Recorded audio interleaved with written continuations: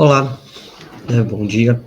Eu sou o professor Rogério, então, dando continuidade aqui nas aulas do primeiro ano do terceiro bimestre, então essa aqui é a nossa quinta aula, né, quinta aula focada, né, na questão de como o homem ocupa o espaço geográfico, como é que esse espaço geográfico ele vai se transformando com o passar do tempo, né, então quais são os impactos, né, dessa ação humana dentro, né, do espaço geográfico e como tudo isso vai interferir na organização dessa sociedade de uma forma em geral. Né? Então, vamos começar aqui, né, com essa nossa pequena apresentaçãozinha sobre o assunto. Então, para nós iniciarmos a nossa conversa aqui, né, nós vamos focar dentro, né, desse objetivo. Então, a produção e o espaço, né, e a ocupação do espaço, né, então, quais são os impactos, né, desse grande, né, desse grande desafio da sociedade de uma forma geral, né, lembrando que nós, seres humanos, nós somos um dos poucos, né, grupos de seres vivos que estão presentes no planeta, que são capazes de mudar todo o seu ambiente, né, ao seu redor, né, então aqui do lado eu deixei algumas imagens com vários tipos de construções humanas e como é que elas são realizadas, por que que elas são feitas, então o nosso debate nesse primeiro momento é trabalhar exatamente isso. Então, como é que essas sociedades, né, elas vão transformando o espaço geográfico e quais são os impactos, né, desse espaço geográfico, né? Então, como é que isso vai sendo causado, né? Principalmente não é atrás, não é à toa que eu coloquei aqui atrás no fundo, né, uma obra, né, em uma cidade, né? Então, para ilustrar bem aquilo que nós estamos falando, que uma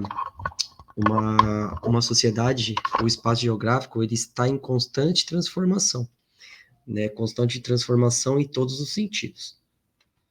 Bem, então o nosso conteúdo é a produção e a ocupação do espaço, né? O objetivo é compreender como o espaço é construído e transformado pela ação humana, né? Então, como é que o espaço geográfico ele foi sendo cada vez mais modificado, né? Dentro desse período da história, né? Levando em consideração que a nossa espécie, né?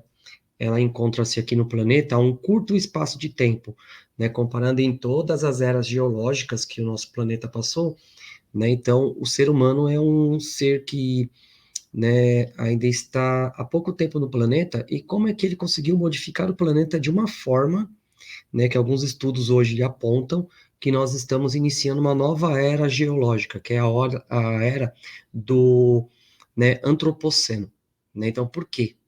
Né, tudo isso. Né? Então, nós vamos dando sequência, né, trabalhando as questões, né, focadas nessas transformações.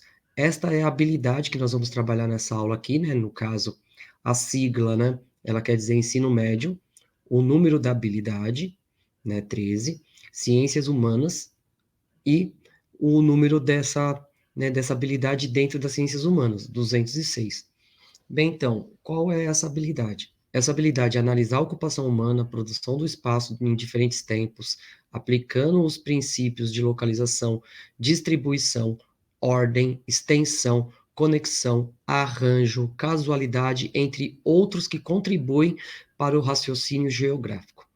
Né? Então, nós vamos começar a trabalhar a geografia, né, em uma forma em como é que o homem ele interfere nessa construção, né? Então, o homem como um agente, né, dentro dessa transformação. Então, para a gente iniciar aqui, então a primeira coisa que nós vamos começar a debater aqui é que o espaço geográfico corresponde ao espaço construído pela atividade humana e pelas sociedades, sendo por elas explorado em correntes corretamente transformando, né? Então, ele difere-se do meio natural, ser o local onde imediatamente se observa a atuação do ser humano sobre o meio, com a geração dos seus, os seus respectivos, né, os seus respectivos impactos, né, da sociedade. Né? Então, dentro desse contexto, né, nós vamos começar, né, a trabalhar essas visões. Então, quais são os impactos dessas abordagens? Então, o que o ser humano, né, ele começa a transformar esse espaço geográfico. Então, de maneira em geral, é correto dizer que há uma produção do espaço geográfico, ou seja, Ele é resultante das atividades sociais nas esferas econômicas, culturais, educacionais e outras. Por esse motivo, compreendê-lo é também uma forma de entender o próprio ser humano e as estruturas da sociedade. Então, quando nós vamos estudar os povos, né, como esses povos eles vão se desenvolvendo com o passar do tempo, nós temos que analisar as construções que eles deixaram. Então, quando nós vamos estudar a sociedade egípcia, que é um exemplo, né, a sociedade egípcia antiga. Então, quais foram as construções que eles deixaram para nós?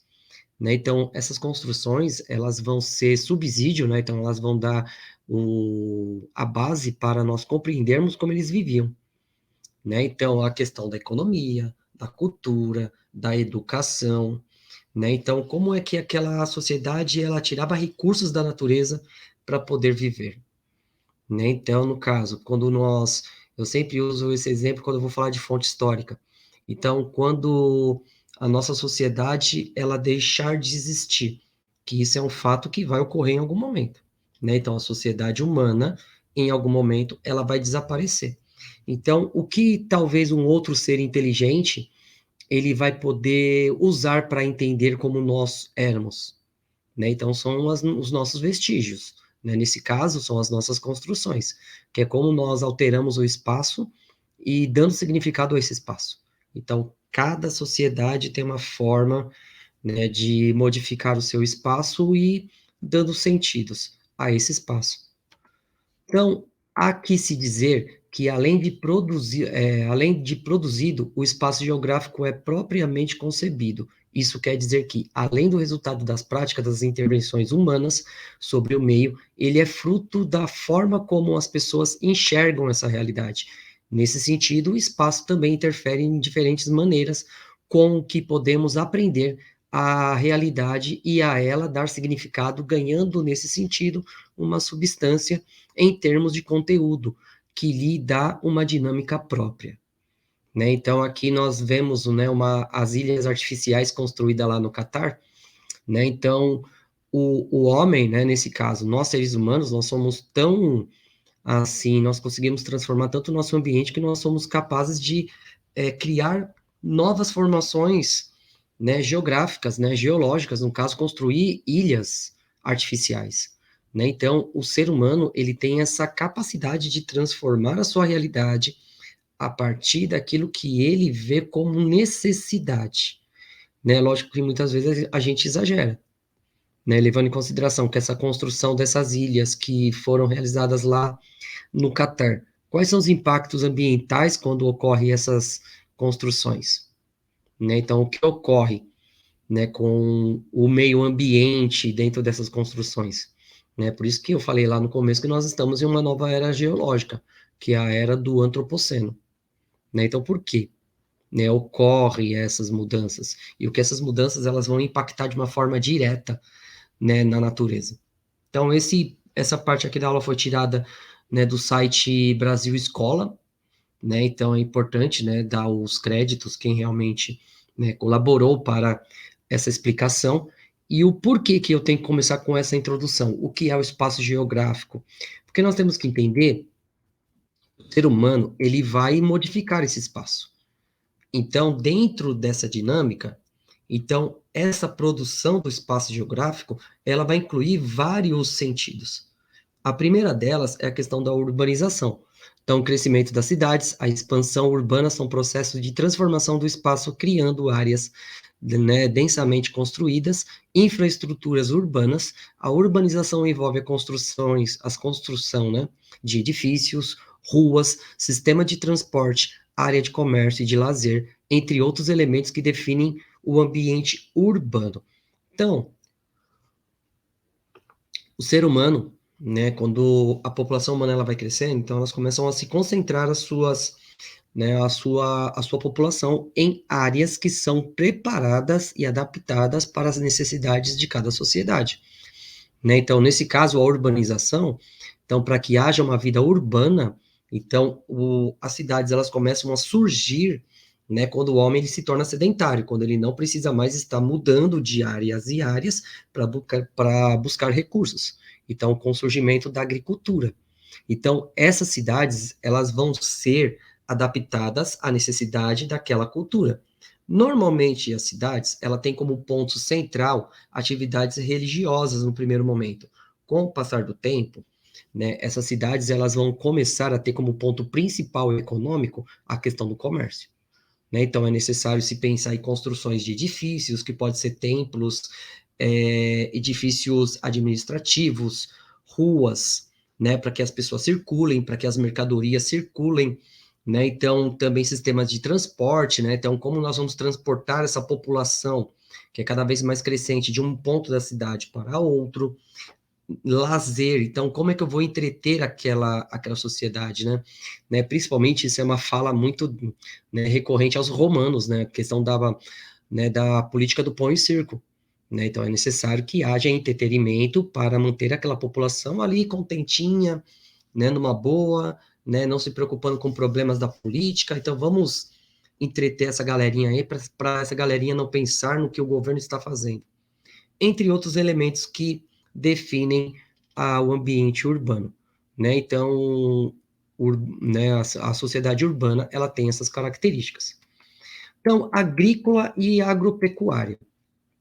Então, a produção de alimento e a atividade pecuária também tem papel importante na produção do espaço, através do desmatamento, da drenagem de áreas úmidas, da criação de pastagens, da implementação de técnicas agrícolas, né? As paisagens rurais são modificadas para a produção de alimentos e a produção agrícola.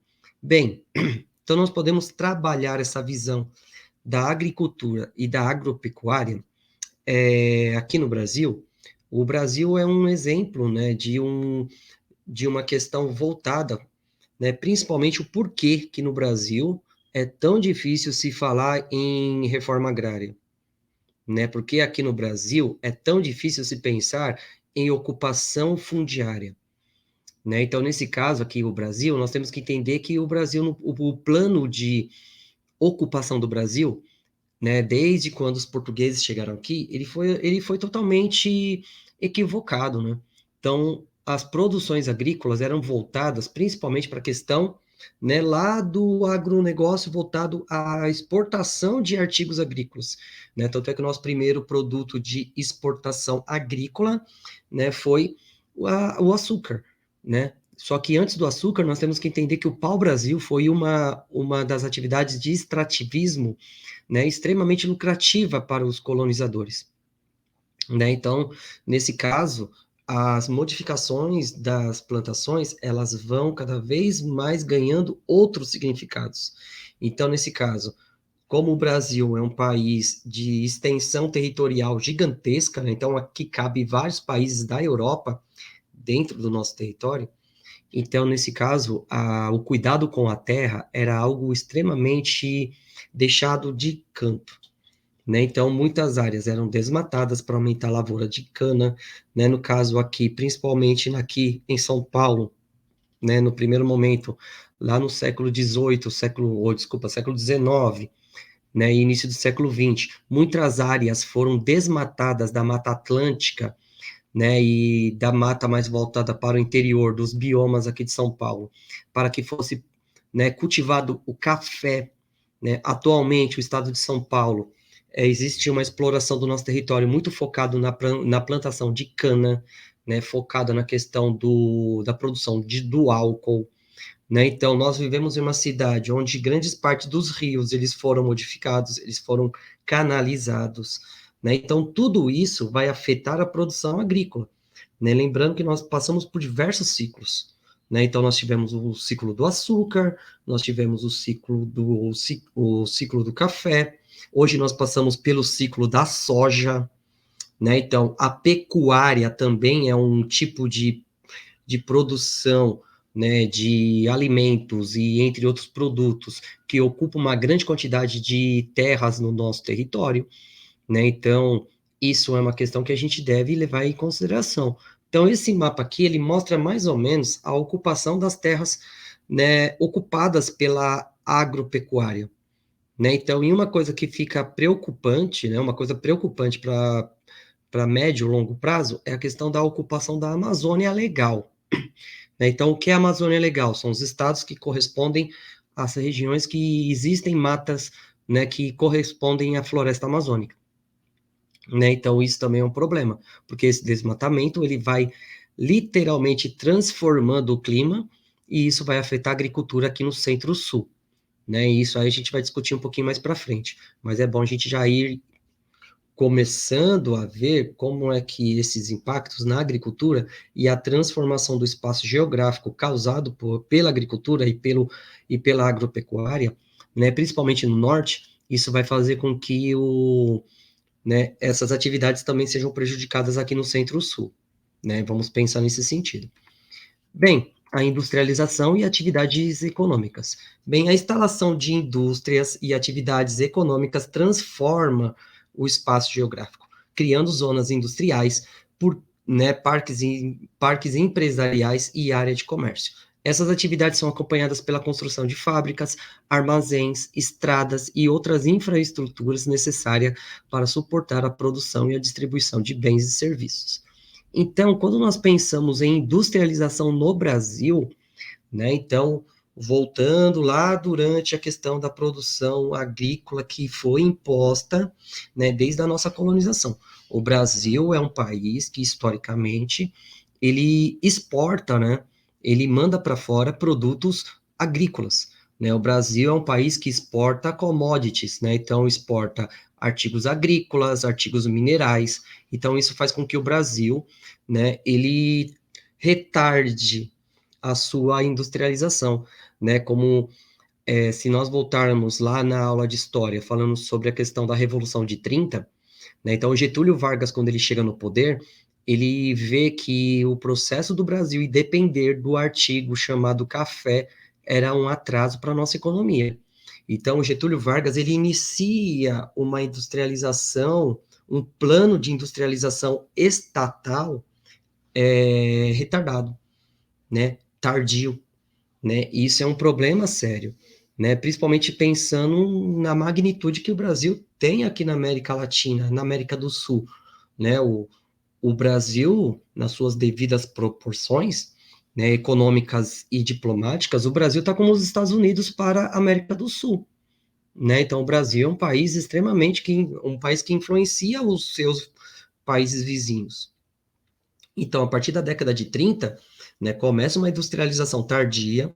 Isso é necessário se criar a toque de caixa, né, extremamente assim improvisada, estruturas como estradas, armazéns, né, a necessidade para que essa produção ela seja realizada de uma forma eficiente, positiva, e também a distribuição desses produtos até chegar ao seu destino final, que é o consumidor, né? E também serviços, né? Também um ponto importante, né? Porque como essas cidades que elas vão crescendo, elas vão se tornando cada vez maiores, cada vez mais populosas, é necessário que tenha serviços, né? Serviços como educação, saúde, né? Então é necessário se pensar em tudo isso quando a gente pensa no processo de industrialização do país, de uma forma geral.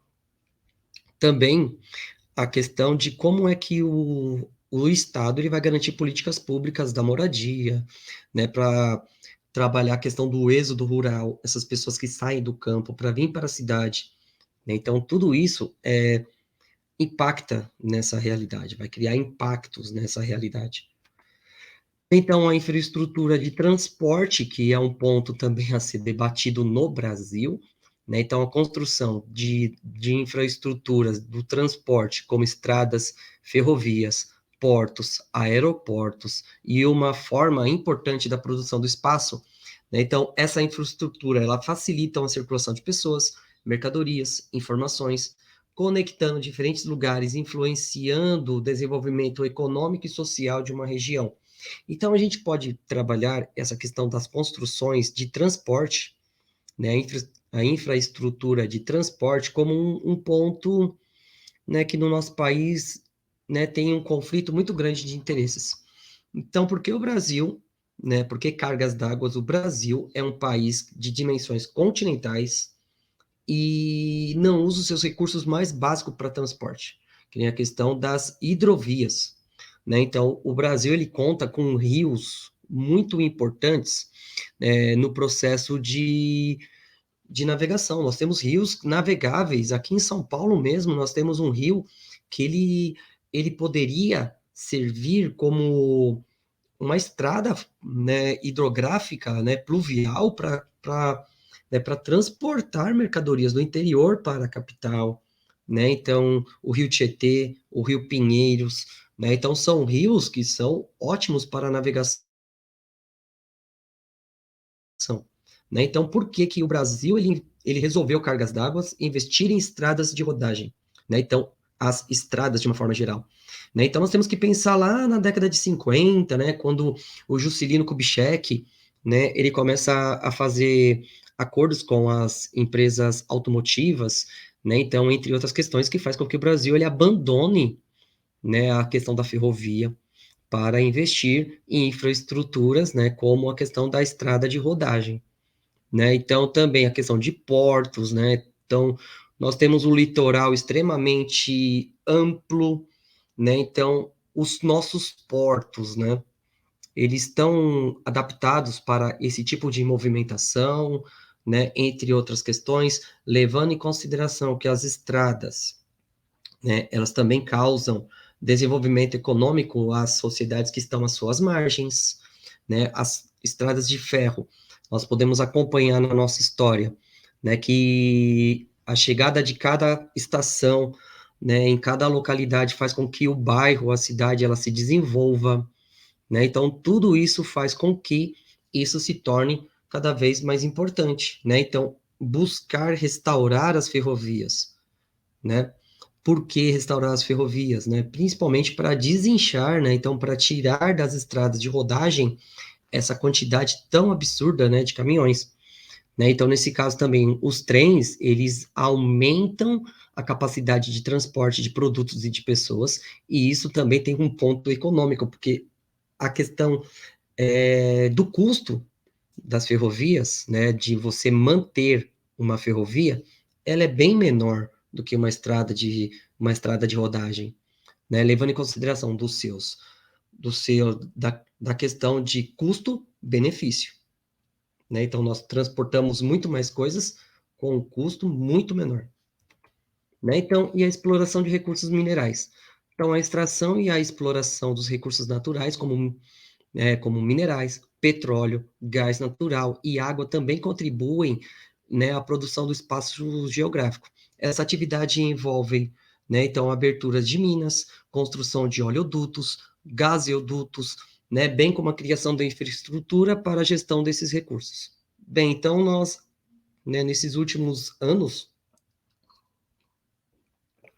principalmente depois da descoberta do pré-sal, então algumas cidades, né, principalmente ali no Rio de Janeiro, no Espírito Santo, se criou uma expectativa muito grande de crescimento, né, mas por conta de várias questões, né, de vários problemas com a Petrobras, né, essa expectativa ela não se concretizou, né. Historicamente, nós podemos ver que principalmente a extração de recursos minerais na região ali de Minas, né, então fez com que a história do Brasil ela ganhasse outro capítulo, né?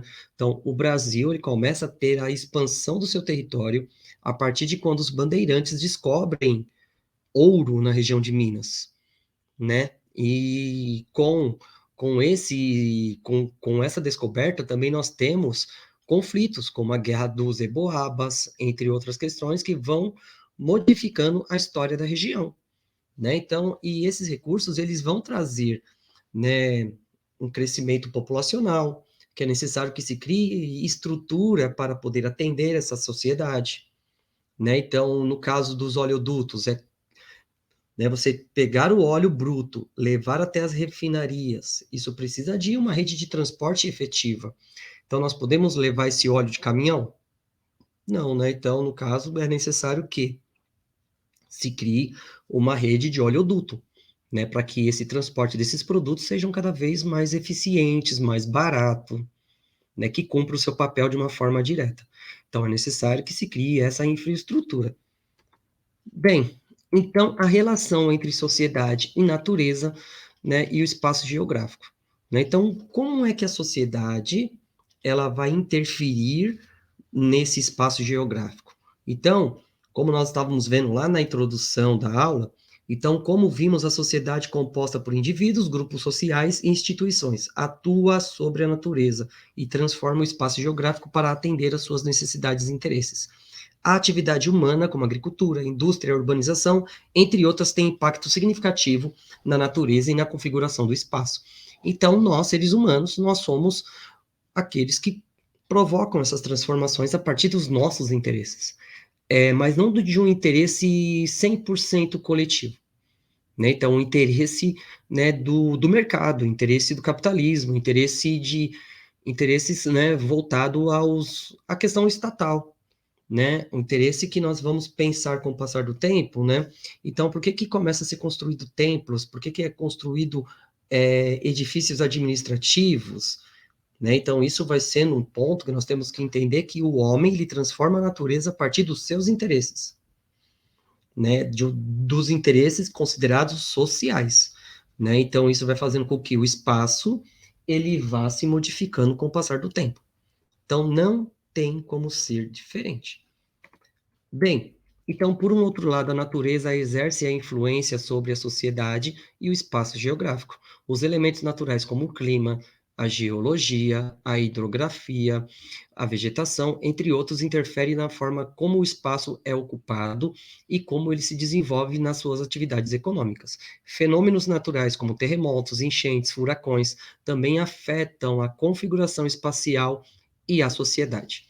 Então, vamos pensar o seguinte: o homem, né, nós, em nosso egocentrismo, né, essa questão do nosso ego inflamado, muitas vezes nós ignoramos a natureza, né? Então, quando nós pensamos em ocupar as margens dos rios, quais são as consequências?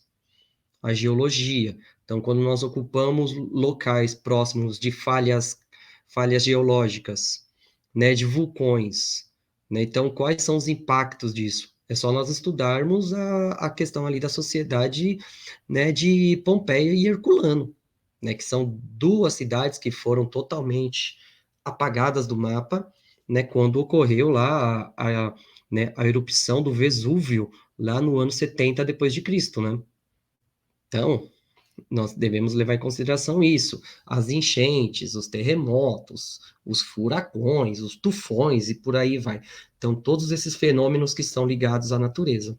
Então, o que nós temos que fazer, né, nós temos que fazer para que esses fenômenos eles não afetem tanto a nossa sociedade, levando em consideração o seguinte, que esses fenômenos eles sempre existiram, mas o ser humano ele começa a ocupar regiões onde esses fenômenos eles podem afetar o seu estilo de vida, né? Então, como é que isso afeta as configurações sociais? Né? Então, isso é um ponto que deve ser conversado, né? E planejado, né? Planejado com um certo, né? Vamos dizer o seguinte, né? Planejado com responsabilidade, para que esses impactos não sejam tão, né? Assim, esses impactos não prejudiquem o desenvolvimento dessa sociedade. Bem, então o espaço geográfico é o resultado da interação dinâmica entre a sociedade e a natureza, ele é o palco das atividades sociais, né, e os elementos naturais se entrelaçam. Essas relações é complexas e multifacetadas, variando de acordo com as diferentes sociedades, épocas, culturas e contextos geográficos. Né? Então, nós temos que pensar que cada época nós temos uma relação com o espaço. Né? Então, hoje nós temos uma relação com o espaço muito diferente do que nós tínhamos há 500 anos atrás. Né? Se você pensar 500 anos atrás, a Europa, né, era um continente, né, extremamente, né, com a sua população muito mal distribuída, né, acabando de sair né, do feudalismo, acabando de sair de um período de muito, né, um período né, de uma série de doenças, como a febre bubônica, entre outras coisas, que vai causar, né, esses impactos. Então, como é que nós vemos a sociedade humana lá em 1500 e como nós vamos enxergar a sociedade hoje? Né? Então, cada período histórico, ele interfere na construção do espaço geográfico. Né? Então, e nos contextos geográficos. Né? Então, como é que nós podemos enxergar essa questão da agricultura aqui no Brasil? né? Então, tudo tem a ver da sua época, das suas necessidades e do contexto geográfico. Bem, então nós vamos começar a falar um pouquinho aqui da questão da dinâmica que pode causar, né, impactos no espaço geográfico. Então, desastres naturais como terremotos, furacões, inundações e secas ilustram a vulnerabilidade da sociedade em relação à natureza e ao espaço geográfico. Esses eventos naturais podem ter impactos significativos nas comunidades e na infraestrutura construída. Bem, então nós vemos isso aqui em São Paulo, né, na maior parte das vezes, lá nos primeiros meses do ano, né, no caso no verão, né, quando os níveis de chuva, eles aumentam significativamente. Então, a impermeabilização do solo, a canalização dos rios, a falta de educação de parte da nossa população que insiste em jogar lixo em locais onde não deveria, né, ser realizado, né? Então, também colocar lixo fora dos horários e dos dias de coleta de lixo seletivo. Então, tudo isso colabora para as inundações. Mas também nós temos outros impactos da natureza. A questão de secas, né? Então, lá em 2015, nós tivemos um problema muito sério com água, aqui em São Paulo. Isso por quê? Isso por conta da dinâmica das chuvas que são alteradas, né? Principalmente pelas mudanças climáticas, as ações dos homens nas florestas, e isso tudo impacta na organização da sociedade, né? E o que cabe o ser humano fazer, né, para isso? Bem, então aquilo que nós vamos ver. Então, a compreensão das características geográficas e dos padrões naturais ajudam a sociedade a se preparar para responder adequadamente a esses desastres, incluindo a implementação de medidas de mitigação e a gestão do espaço geográfico de forma mais segura. Então, como é que nós podemos trabalhar esses problemas causados né, pela natureza, né, na nossa sociedade? Então, como que nós podemos fazer para diminuir esses impactos? Na questão, né, de uma cidade que não foi planejada como São Paulo, quais são as ações que nós podemos fazer para minimizar isso? Né? Então, no caso, né, como transformar um solo que está totalmente impermeável em um solo permeável novamente? Né? Então, como que nós podemos, né, devolver os rios às suas várzeas? Né? No caso que nós podemos ver no Rio Tietê. Né? Então, como é que nós podemos devolver o Rio Tietê, as suas várzeas ao Rio Tietê? Então, quais são as medidas criadas pelo Estado? Aprofundar cada vez mais o seu leito, né? Então, afundar mais o seu leito. Para que quando há período de chuvas, o nível do rio ele sobe, mas ele não ultrapassa aquelas muretas que ficam ao redor da marginal. No caso, a construção de piscinões, que são reservatórios de água que, né, que ficam ali contidos o excesso de chuva presente naqueles rios. Né? Então, também é um ponto que nós devemos levar em consideração. Né? Então, no caso, né, então, para minimizar esses desastres, nós também temos que pensar em prevenir os impactos negativos da natureza, né? Então, no caso, né, criar tecnologias contra esses acidentes, né? Então, no caso, né, nós vimos lá, se eu não me engano agora, né, o último terremoto de grande extensão no Japão provocou o colapso de uma usina nuclear que foi, né, a cidade de Fukushima. Né? Então, como que nós podemos nos preparar para esses eventos? Né? Então, esses eventos, eles podem ser previstos com uma certa eficiência. E qual o nosso papel dentro disso? Né? Então, o que a gente pode fazer para que esses impactos sejam minimizados? Né? As enchentes, como eu falei, dos piscinões, os furacões, né? Então, construindo refúgios para parte da sociedade, as secas, né? Então, a gente vê muito no Nordeste, a questão da seca, então nós podemos pensar o seguinte, a construção, né, de novos açudes, de cisternas, né, para que essas pessoas tenham oferta de água quando a chuva ela é mínima, né? Então, são todas tecnologias que nós realizamos para minimizar o problema. Quer dizer que o problema é 100% solucionado? Não, né, porque o ser humano ele não tem condições para barrar alguns eventos da natureza, né? O ser humano ele está assim, ampliando esses efeitos. Mas o ser humano, ele não consegue minimizar esses efeitos. Né? Ele consegue minimizar, mas ele não consegue erradicar, acabar com esses efeitos. né? Então é importante nós pensarmos nisso. Bem, então a redução de riscos envolve identificar e analisar perigos existentes em determinadas regiões, como a avaliação da vulnerabilidade da população e dos sistemas socioeconômicos, né, frente a esses perigos. Com base nessa análise, são elaboradas estratégias e ações para mitigar os riscos e aumentar a capacidade de respostas e recuperação diante desses desastres. Então, nesses últimos anos, nós estamos vendo principalmente vários períodos de seca em regiões como o Pantanal. Então, o que os fazendeiros, para evitar queimada de suas lavouras e de parte da mata que ainda são preservadas, eles realizaram? Capacitar os seus trabalhadores para poder agir quando há queimadas, criando tecnologias também para que essas queimadas não sejam, né, tão frequentes. Então, limpando as áreas, fazendo com que a situação seja minimamente controlada. Mas qual é o problema disso? Se nós não pararmos de afetar a Amazônia, isso não vai adiantar. Né? Então, a questão nós estamos prolongando, nós estamos adiando esses problemas. Né? Então, nós estamos mitigando esses problemas, os riscos, nós estamos diminuindo os impactos desses riscos, né? E principalmente aumentando a capacidade de resposta.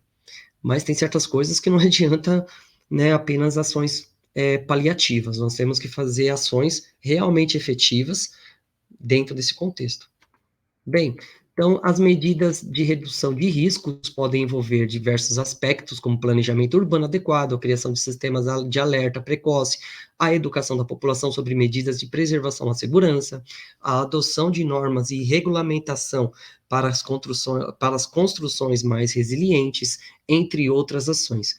Então, tudo aquilo que envolve educação é um ponto importante. Então, chegar lá na escola e dizer para os nossos caros estudantes, né, nossos estudantes que estão aqui acompanhando comigo esse vídeo, né, então, ó meu carinho, ó, um papelzinho de bala pode ser insignificante, agora milhões de papel de bala, né, então, eu vou pegar o meu lixo, vou colocar lá na porta que não tem problema nenhum. Então, nós temos que planejar e pensar as nossas ações como isso afeta os outros, né? Então, construções mais resilientes. Então, construções que não impermeabilizam o solo, né? Então, nós temos exemplos, no caso de construções resilientes, como no Japão, né? Como é que os prédios, eles são construídos, né? Então, dentro dos prédios tem um contrapeso que, quando há o terremoto, esse contrapeso, ele vai acompanhar o movimento do solo. Então, isso faz com que aquele prédio, ele não desabe, né? Então, nós temos que pensar em tecnologias para melhorar as construções, né? Entre outras ações, planejamentos. Isso, né, é necessário, mas precisa ter a boa vontade da população e a boa vontade dos governantes, né? Esses governantes realmente eles têm a intenção de construir, de promover essas mudanças, né? Que nem aqui no Brasil, né? Quando a gente pensa nas nossas construções, né? No caso, né? Será que as nossas construções, elas conseguem minimizar esses impactos? Então, as populações que ocupam as margens dos rios, o que o Estado pode fazer para que essas pessoas não sofram com esses problemas, né? Então, é importante frisar isso. Bem, então, é importante também destacar a redução de riscos e desastres. Não busca eliminar totalmente os riscos, mas minimizá-los, preparar para a comunidade para lidar de uma forma mais eficaz com eventuais desastres. Essa abordagem proativa é fundamental para proteger vidas, reduzir danos materiais e promover a resiliência das comunidades diante dos eventos adversos. Então, aqui em São Paulo, nós temos esse número de, né, de telefone, né, para cadastrar o CEP do seu, né, da sua residência, para receber o SMS da Defesa Civil, né, no caso, né, esse ano de 2013, nós vimos lá durante o Carnaval, lá em fevereiro, o que aconteceu lá na cidade de São Sebastião, né, então, o deslizamento de parte de uma comunidade causando dezenas de mortes, né, então isso poderia ser evitado, né, então a questão de se criar mecanismos que alertem essa população de certos eventos que podem levar à morte dessas pessoas, né? Porque eu sempre coloco isso nas minhas aulas, né?